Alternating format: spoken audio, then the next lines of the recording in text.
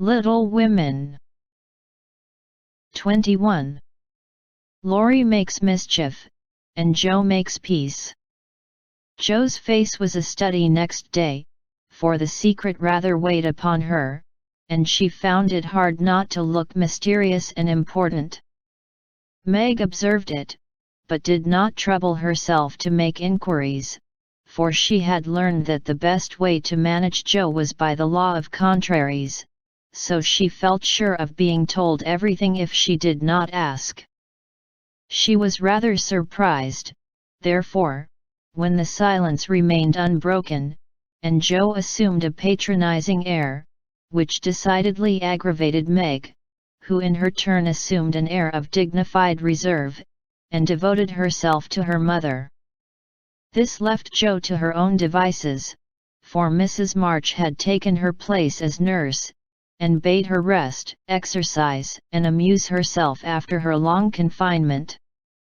Amy being gone, Laurie was her only refuge, and, much as she enjoyed his society, she rather dreaded him just then, for he was an incorrigible tease, and she feared he would coax her secret from her. She was quite right, for the mischief-loving lad no sooner suspected a mystery than he set himself to find it out, and led Joe a trying life of it. He wheedled, bribed, ridiculed, threatened, and scolded, affected indifference, that he might surprise the truth from her, declared he knew, then that he didn't care, and, at last, by dint of perseverance, he satisfied himself that it concerned Meg and Mr. Brooke. Feeling indignant that he was not taken into his tutor's confidence, he set his wits to work to devise some proper retaliation for the slight. Meg meanwhile had apparently forgotten the matter, and was absorbed in preparations for her father's return, but all of a sudden a change seemed to come over her, and, for a day or two, she was quite unlike herself. She started when spoken to, blushed when looked at, was very quiet, and sat over her sewing, with a timid, troubled look on her face. To her mother's inquiries she answered that she was quite well, and Joe's she silenced by begging to be let alone. She feels it in the air, love, I mean, and she's going very fast. She's got most of the symptoms, is twittery and cross, doesn't eat, lies awake, and mopes in corners. I caught her singing that song he gave her, and once she said, John, as you do, and then turned as red as a poppy. Whatever shall we do? Said Joe, looking ready for any measures, however violent. Nothing but wait. Let her alone, be kind and patient, and father's coming will settle everything, replied her mother. Here's a note to you, Meg, all sealed up. How odd. Teddy never seals mine, said Joe, next day, as she distributed the contents of the little post office. Mrs. March and Joe were deep in their own affairs, when a sound from Meg made them look up to see her staring at her note, with a frightened face. My child, what is it? Cried her mother, running to her, while Joe tried to take the paper which had done the mischief. It's all a mistake, he didn't send it. Oh Joe, how could you do it? And Meg hid her face in her hands, crying as if her heart was quite broken. Me? I've done nothing. What's she talking about? Cried Joe, bewildered. Meg's mild eyes kindled with anger as she pulled a crumpled note from her pocket, and threw it at Joe, saying reproachfully, You wrote it, and that bad boy helped you. How could you be so rude, so mean, and cruel to us both? Joe hardly heard her, for she and her mother were reading the note, which was written in a peculiar hand. My dearest Margaret, I can no longer restrain my passion, and must know my fate before I return. I dare not tell your parents yet, but I think they would consent if they knew that we adored one another. Mr. Lawrence will help me to some good place, and then, my sweet girl, you will make me happy. I implore you to say nothing to your family yet, but to send one word of hope through Laurie to your devoted John. Oh, the little villain.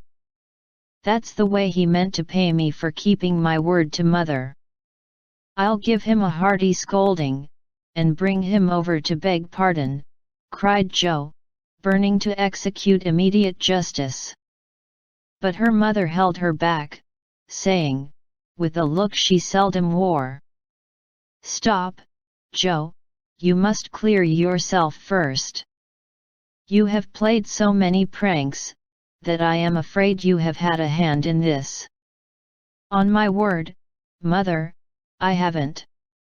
I never saw that note before, and don't know anything about it, as true as I live," said Jo, so earnestly that they believed her.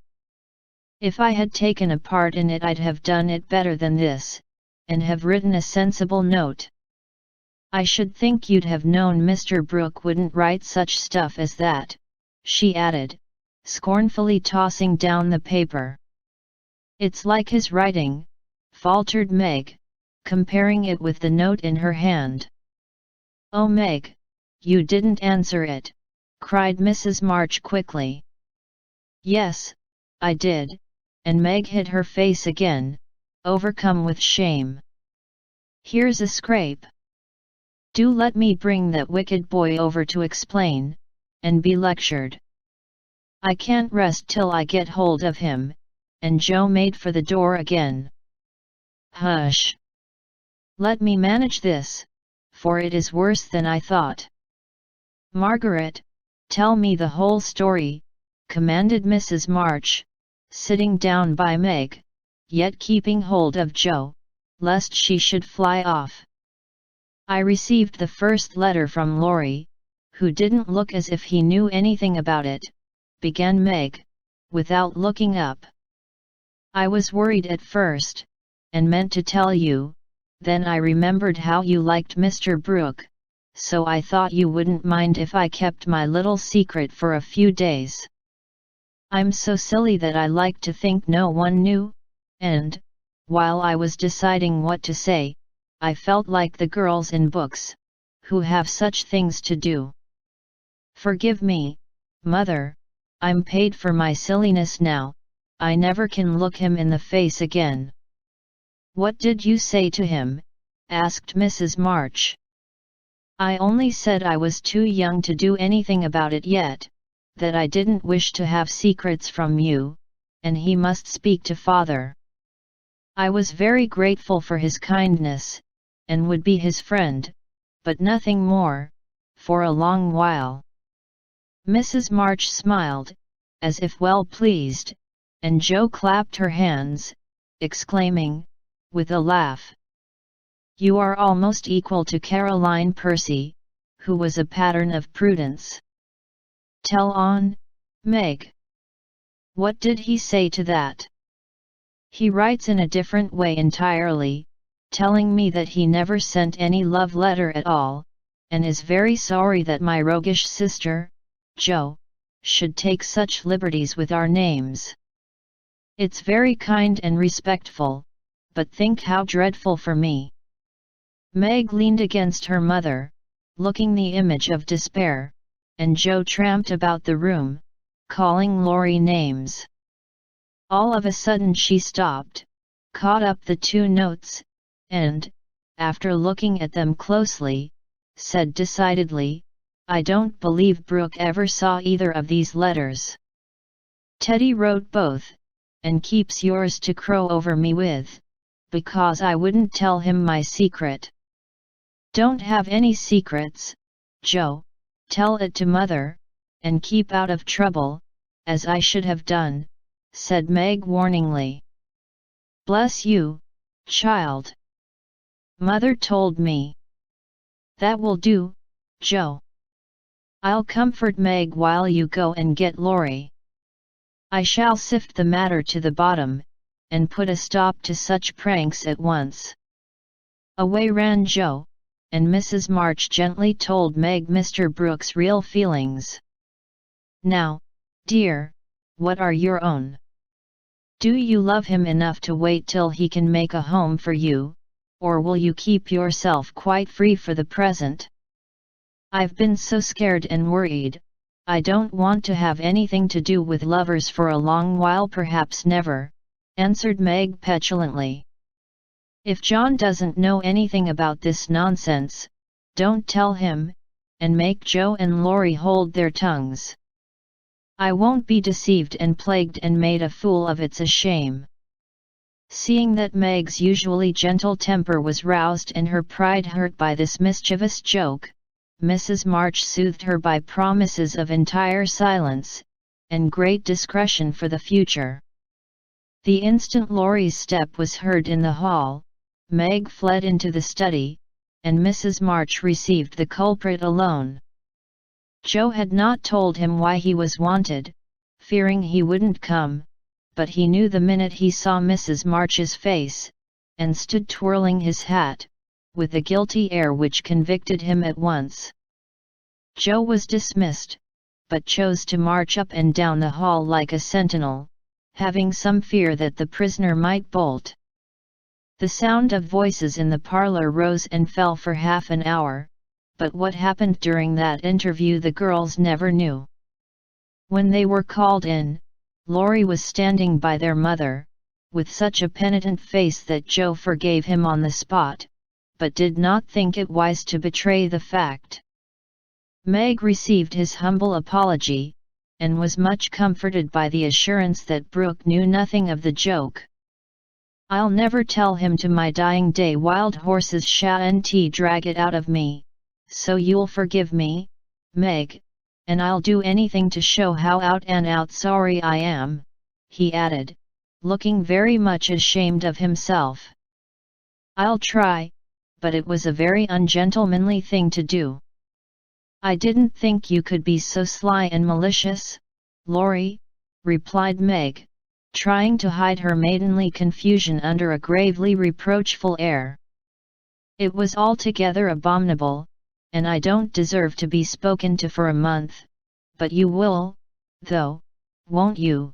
And Laurie folded his hands together with such an imploring gesture, as he spoke in his irresistibly persuasive tone, that it was impossible to frown upon him, in spite of his scandalous behavior. Meg pardoned him, and Mrs. March's grave face relaxed, in spite of her efforts to keep sober, when she heard him declare that he would atone for his sins by all sorts of penances, and abase himself like a worm before the injured damsel. Joe stood aloof, meanwhile, trying to harden her heart against him, and succeeding only in primming up her face into an expression of entire disapprobation. Laurie looked at her once or twice, but, as she showed no sign of relenting, he felt injured, and turned his back on her till the others were done with him, when he made her a low bow, and walked off without a word. As soon as he had gone, she wished she had been more forgiving, and when Meg and her mother went upstairs, she felt lonely, and longed for Teddy. After resisting for some time, she yielded to the impulse, and, armed with a book to return, went over to the big house. "Is Mr. Lawrence in?" asked Joe, of a housemaid, who was coming downstairs. "Yes, miss, but I don't believe he's seeable just yet." "Why not? Is he ill?" "La, no, miss, but he's had a scene with Mr. Laurie, who is in one of his tantrums about something, which vexes the old gentleman, so I dursn't go nigh him." "Where is Laurie?" "Shut up in his room, and he won't answer, though I've been tapping. I don't know what's to become of the dinner, for it's ready, and there's no one to eat it. I'll go and see what the matter is." "I'm not afraid of either of them," Up went Joe, and knocked smartly on the door of Laurie's little study. "Stop that, or I'll open the door and make you," called out the young gentleman, in a threatening tone. Joe immediately knocked again, the door flew open, and in she bounced, before Laurie could recover from his surprise. Seeing that he really was out of temper, Joe, who knew how to manage him, assumed a contrite expression, and going artistically down upon her knees, said meekly, "Please forgive me for being so cross. I came to make it up, and can't go away till I have." "It's all right. Get up, and don't be a goose, Joe," was the cavalier reply to her petition. "Thank you, I will. Could I ask what's the matter? You don't look exactly easy in your mind." "I've been shaken, and I won't bear it," growled Laurie indignantly. "Who did it?" demanded Joe. "Grandfather, if it had been anyone else I'd have," and the injured youth finished his sentence by an energetic gesture of the right arm. "That's nothing, I often shake you, and you don't mind," said Joe soothingly. "Pooh!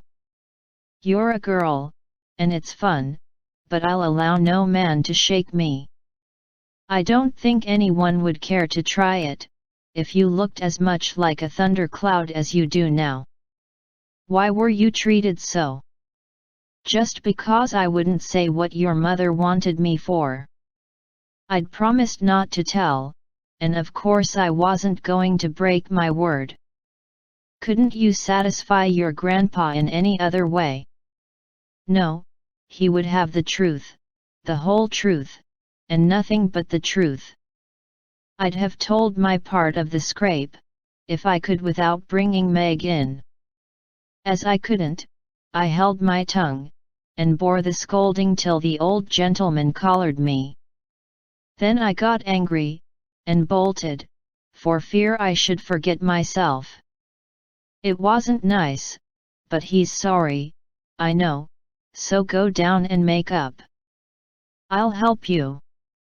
"Hanged if I do.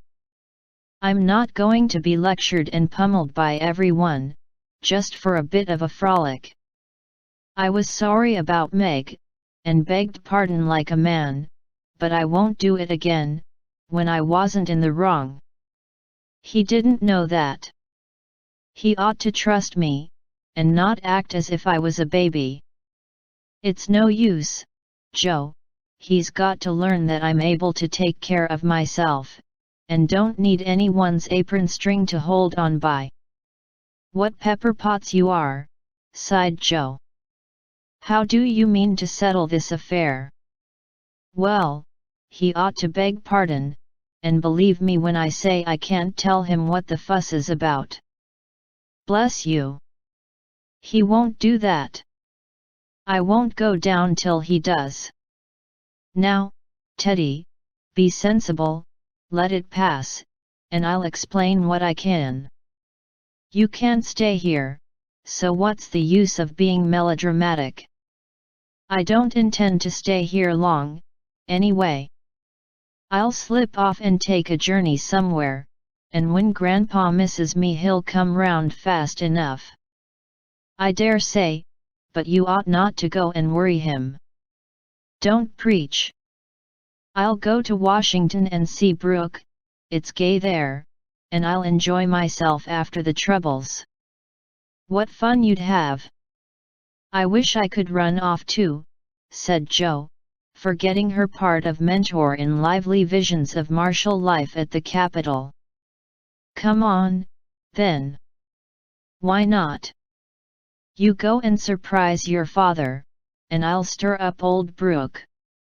It would be a glorious joke. Let's do it, Joe. We'll leave a letter saying we are all right, and trot off at once. I've got money enough, it will do you good, and be no harm, as you go to your father." For a moment Joe looked as if she would agree, for, wild as the plan was, it just suited her. She was tired of care and confinement, longed for change, and thoughts of her father blended temptingly with the novel charms of camps and hospitals, liberty and fun. Her eyes kindled as they turned wistfully toward the window, but they fell on the old house opposite, and she shook her head with sorrowful decision. If I was a boy, we'd run away together, and have a capital time, but as I'm a miserable girl, I must be proper, and stop at home. Don't tempt me, Teddy, it's a crazy plan. That's the fun of it, began Laurie, who had got a willful fit on him, and was possessed to break out of bounds in some way. Hold your tongue, cried Joe, covering her ears. Prunes and prisms are my doom, and I may as well make up my mind to it. I came here to moralize, not to hear about things that make me skip to think of. I know Meg would wet blanket such a proposal, but I thought you had more spirit, began Laurie insinuatingly. Bad boy, be quiet. Sit down and think of your own sins, don't go making me add to mine. If I get your grandpa to apologize for the shaking, will you give up running away? Asked Joe seriously. Yes, but you won't do it, answered Laurie, who wished to make up, but felt that his outraged dignity must be appeased first.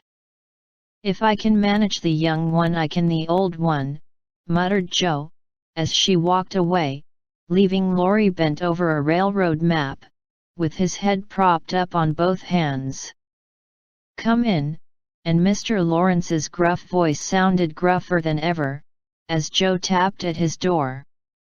It's only me, sir, come to return a book, she said blandly, as she entered. Want any more? Asked the old gentleman, looking grim and vexed, but trying not to show it. Yes, please. I like old Sam so well, I think I'll try the second volume, returned Joe, hoping to propitiate him by accepting a second dose of Boswell's Johnson, as he had recommended that lively work. The shaggy eyebrows unbent a little, as he rolled the steps toward the shelf where the Johnsonian literature was placed. Joe skipped up, and, sitting on the top step, affected to be searching for her book, but was really wondering how best to introduce the dangerous object of her visit. Mr. Lawrence seemed to suspect that something was brewing in her mind, for, after taking several brisk turns about the room, he faced round on her, speaking so abruptly that Rasselas tumbled face downward on the floor. What has that boy been about? Don't try to shield him. I know he has been in mischief by the way he acted when he came home. I can't get a word from him, and when I threatened to shake the truth out of him he bolted upstairs, and locked himself into his room. He did do wrong, but we forgave him, and all promised not to say a word to anyone, began Joe reluctantly. That won't do. He shall not shelter himself behind a promise from you soft-hearted girls. If he's done anything amiss, he shall confess, beg pardon, and be punished. Out with it, Joe, I won't be kept in the dark. Mr. Lawrence looked so alarming and spoke so sharply that Joe would have gladly run away, if she could, but she was perched aloft on the steps, and he stood at the foot, a lion in the path, so she had to stay and brave it out. Indeed, sir, I cannot tell, mother forbade it. Laurie has confessed, asked pardon, and been punished quite enough. We don't keep silence to shield him, but someone else, and it will make more trouble if you interfere. Please don't. It was partly my fault, but it's all right now, so let's forget it, and talk about the Rambler, or something pleasant. Hang the Rambler, come down and give me your word that this harum-scarum boy of mine hasn't done anything ungrateful or impertinent. If he has, after all your kindness to him, I'll thrash him with my own hands." The threat sounded awful, but did not alarm Jo, for she knew the irascible old gentleman would never lift a finger against his grandson, whatever he might say to the contrary. She obediently descended, and made as light of the prank as she could without betraying Meg or forgetting the truth. Well, if the boy held his tongue because he promised, and not from obstinacy, I'll forgive him. He's a stubborn fellow, and hard to manage, said Mr. Lawrence, rubbing up his hair till it looked as if he had been out in a gale, and smoothing the frown from his brow with an air of relief. "So am I, but a kind word will govern me when all the king's horses and all the king's men couldn't," said Jo, trying to say a kind word for her friend, who seemed to get out of one scrape only to fall into another. "You think I'm not kind to him, hey?" was the sharp answer. "Oh, dear, no, sir. You are rather too kind sometimes, and then just a trifle hasty when he tries your patience." "Don't you think you are?" Jo was determined to have it out now, and tried to look quite placid, though she quaked a little after her bold speech. To her great relief and surprise, the old gentleman only threw his spectacles onto the table with a rattle, and exclaimed frankly, "You're right, girl, I am. I love the boy, but he tries my patience past bearing, and I don't know how it will end, if we go on so. I'll tell you, he'll run away." Jo was sorry for that speech the minute it was made. She meant to warn him that Laurie would not bear much restraint, and hoped he would be more forbearing with the lad. Mr. Lawrence's ruddy face changed suddenly, and he sat down, with a troubled glance at the picture of a handsome man, which hung over his table. It was Laurie's father, who had run away in his youth, and married against the imperious old man's will. Jo fancied he remembered and regretted the past, and she wished she had held her tongue. "He won't do it unless he is very much worried, and only threatens it sometimes, when he gets tired of studying. I often think I should like to, especially since my hair was cut, so, if you ever miss us, you may advertise for 2 boys, and look among the ships bound for India." She laughed as she spoke, and Mr. Lawrence looked relieved, evidently taking the whole as a joke. "You hussy, how dare you talk in that way? Where's your respect for me, and your proper bringing up? Bless the boys and girls! What torments they are, yet we can't do without them," he said, pinching her cheeks good-humoredly. "Go and bring that boy down to his dinner, tell him it's all right, and advise him not to put on tragedy airs with his grandfather. I won't bear it. He won't come, sir. He feels badly because you didn't believe him when he said he couldn't tell. I think the shaking hurt his feelings very much." Jo tried to look pathetic, but must have failed, for Mr. Lawrence began to laugh, and she knew the day was won. "I'm sorry for that, and ought to thank him for not shaking me, I suppose. What the dickens does the fellow expect?" And the old gentleman looked a trifle ashamed of his own testiness. "If I were you, I'd write him an apology, sir.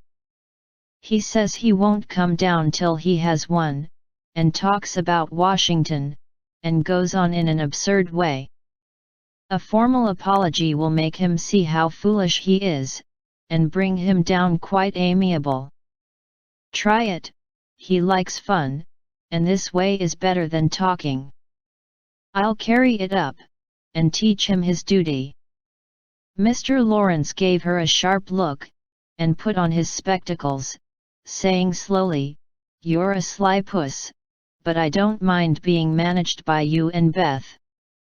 Here, give me a bit of paper, and let us have done with this nonsense." The note was written in the terms which one gentleman would use to another after offering some deep insult. Joe dropped a kiss on the top of Mr. Lawrence's bald head, and ran up to slip the apology under Laurie's door, advising him, through the keyhole, to be submissive, decorous, and a few other agreeable impossibilities. Finding the door locked again, she left the note to do its work, and was going quietly away, when the young gentleman slid down the banisters, and waited for her at the bottom, saying, with his most virtuous expression of countenance, "What a good fellow you are, Joe. Did you get blown up?" he added, laughing. "No, he was pretty mild, on the whole. Ah! I got it all round, even you cast me off over there, and I felt just ready to go to the deuce," he began apologetically. "Don't talk in that way, turn over a new leaf and begin again, Teddy, my son. I keep turning over new leaves, and spoiling them, as I used to spoil my copybooks, and I make so many beginnings there never will be an end," he said dolefully. "Go and eat your dinner, you'll feel better after it." Men always croak when they are hungry, and Joe whisked out at the front door after that. "That's a label on my sect," answered Laurie, quoting Amy, as he went to partake of humble pie dutifully with his grandfather, who was quite saintly in temper and overwhelmingly respectful in manner all the rest of the day.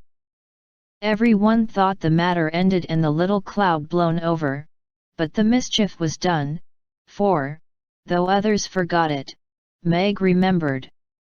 She never alluded to a certain person, but she thought of him a good deal, dreamed dreams more than ever, and once Joe, rummaging her sister's desk for stamps, found a bit of paper scribbled over with the words, "Mrs. John Brooke," whereat she groaned tragically, and cast it into the fire, feeling that Laurie's prank had hastened the evil day for her.